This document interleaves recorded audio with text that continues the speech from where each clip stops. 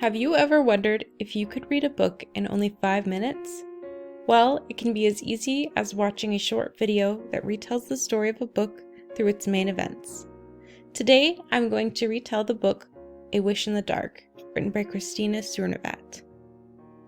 So first, we need to set the scene of the story, which takes place in the fictional town of Chitana. Long ago, there was a great fire in this town that was devastating for all the people that lived there. However, a leader emerged during this time, and he called himself the governor. He wanted to protect Chitana from anything like this ever happening again, so he banned all fire in city limits and required everyone to purchase a new light source that he called orbs.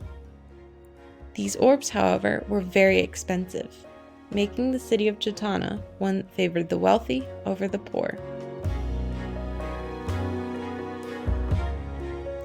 Now we can fast forward to the present, where the story of the book begins.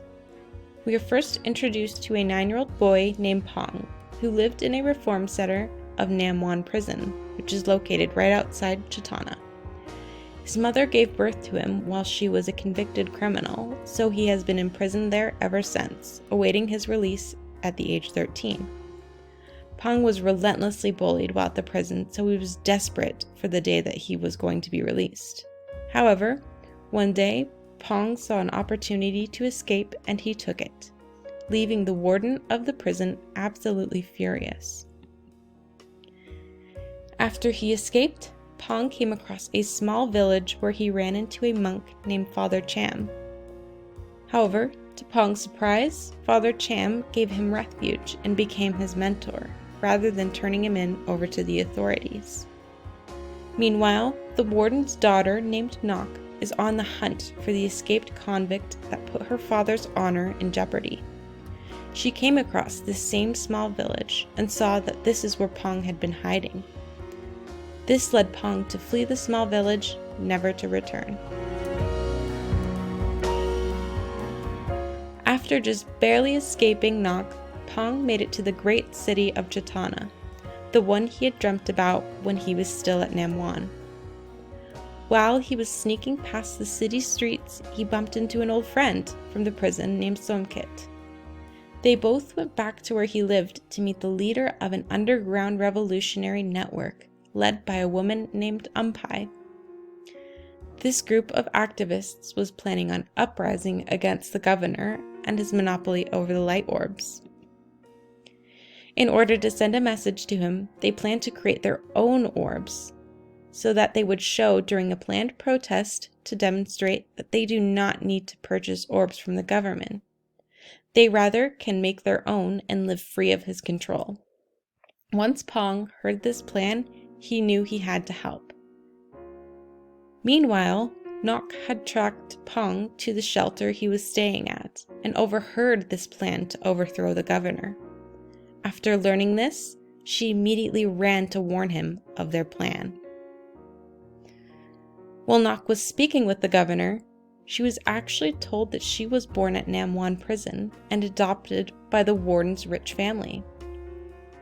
This led her to reflect and realize that the prisoner she had been searching for so desperately was not so different from herself.